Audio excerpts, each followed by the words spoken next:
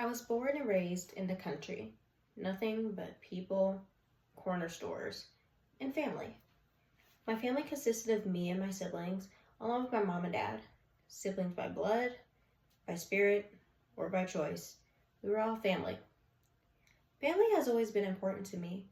Every family gathering was joined by laughter, good food, and a warm feeling that would overcome you when you walked into our house. Seeing how my family would help each other out, even when we're not in the best shape, was truly a moment that I realized that family became valuable to me. The major parts of my life, i.e., the parts I can remember, started in elementary school. I was sociable for the most part, always trying to help others and got into a bit of trouble myself. I would always value my education and the lessons that my teachers taught me. Some of my teachers were more like parents to me, and others not so much. Learning was a joy. I was always hungry for more. More knowledge, more experiments, more books. I met my best friend at school. Two pairs of the brightest eyes met, ready to explore the world together. We were inseparable, going to lunch and recess together, begging our parents to hang out outside of school. We would dance together, play games, and do what most girlfriends would do, gossip. Growing up, she was my backbone, my rock. Nothing could change how I felt about her. She was my other half, the one I could communicate with without saying a single word. She was someone who, if I was having a bad day, would make it her mission to make it a little bit better. My teenage years were a bit more drama-filled, i.e., welcome to the world of boys, acne, and discovering who you truly are. I was able to find my group of people, a group of people who truly understood who I was and what I wanted to be. But high school had its ups and downs. Prominent change was happening to the world around me. People were growing beyond what I thought was possible. The technology around me was flourishing, and the world was becoming mine to shape.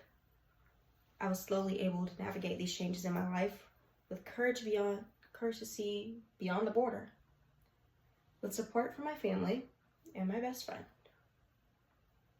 I also found my person, the one that makes my stomach flutter no matter how many times I interact with them. I saw my future with them.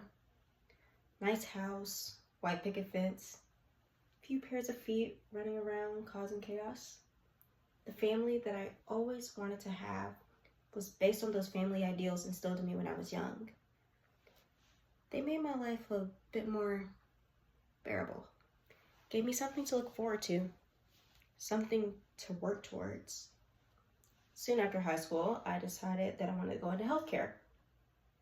The call to help others and serve my community, which had built me from the ground up, was clawing to get out. I soon joined many people who also had that calling in life. Helping those who need help is something that has mattered the most to me, especially after all the changes that have happened in the world. But this story is not just my story. It's the story of the past 3 generations. The story of Betty Jean Adams, my Grammy. The story of Kimberly Shanique Adams, my mama. And the story of me, Asia Iona Morris. These women had to deal with things such as losing friends, whether it be death or time making them grow apart. They had to deal with education, which my Grammy had to drop out to support her family. They comforted me. They confronted love.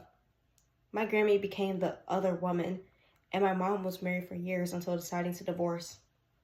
They had to embrace their passions. My Grammy worked in a nursing home, and my mom was a dialysis tech until she decided to go back to school to become a nurse.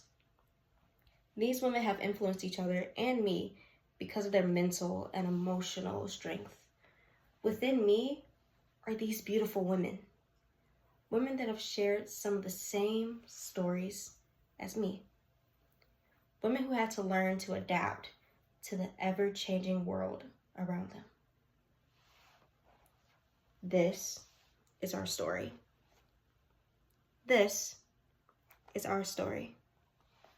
This is our story. Thank you.